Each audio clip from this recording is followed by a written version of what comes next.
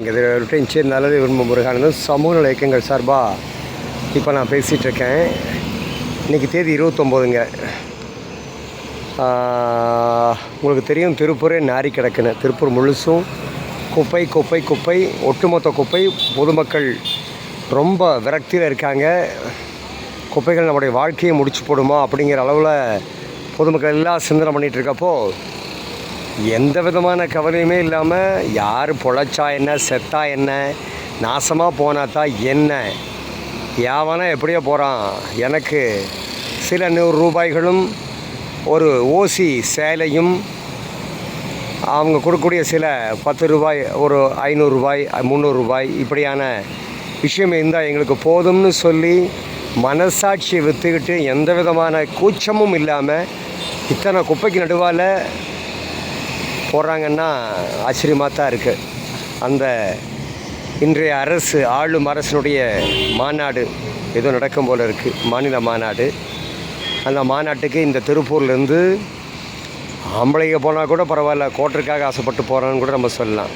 ஆனால் பெண்கள், இத்தனையும் பார்த்து கொண்டிருக்கக்கூடிய பெண்கள் செய்திகள் வழியாக, வாட்ஸ்அப் வழியாக, பத்திரிகைகள் வழியாக மற்றவங்க பேசுகிறது, இப்படி சகல வகைகளிலும் திருப்பூர் நாரிப்போச்சு, நாரிப்போச்சு. திருப்பூர் வாழ்கிறக்கே தகுதி இல்லைங்கிற அளவில் இன்றைக்கு நம்ம எல்லாம் இங்கே இருக்கக்கூடிய சமூக ஆர்வலர்கள் முதற்கொண்டு எல்லாரும்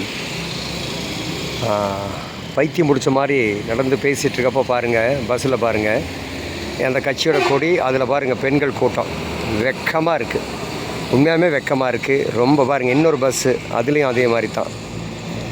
இது தனியார் பஸ், அதாவது அரசு பேருந்து, தனியார் பஸ்ஸு, இப்படி எல்லா பஸ்ஸுலேயும் பெண்கள் அந்த சேலையை கட்டிக்கிட்டு, அந்த கட்சியினுடைய சேலையை கட்டிக்கிட்டு கூட்டம் கூட்டமாக போகிறத பார்க்குறப்போ இவர்களெல்லாம் மனிதர்கள் தானா? கேவலம் ஒரு சேலைக்கும் பாருங்கள், இன்னொரு பஸ் வருது, எஸ்பிபிஎஸ், ஒரு சேலைக்கும் சில 100 ரூபாய்களுக்கும் தங்களை விற்றுவிடக்கூடிய இவர்கள் என்ன தரம்னு நம்ம யோசிக்க வேண்டியதாக இருக்குது. ரொம்ப கஷ்டமாக இருக்குது. தமிழ் பெண்கள் தானா?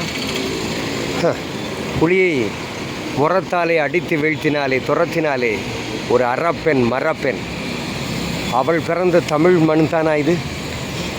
வெட்கம் வெட்கம் வெட்கம், அசிங்கம் அசிங்கம் அசிங்கம், ரொம்ப அசிங்கமாக இருக்குது, ரொம்ப கேவலமாக இருக்குது. ஐயோ, இந்த நாடு சில 100 ரூபாய்களுக்கு தன்னை அடகு வைத்து விட்டதே. பெண்களே, நீங்களுமா? ஆண்கள் தான் கோட்டருக்கும் பணத்துக்கும் அடிமையாகி போனார் என்றால் நீங்கள் சேலைக்கும் பணத்துக்கும் அடிமையாகி போனீர்களே பெண்களே.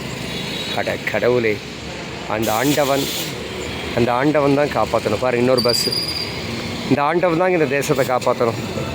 ரொம்ப அசிங்கமாக இருக்குங்க.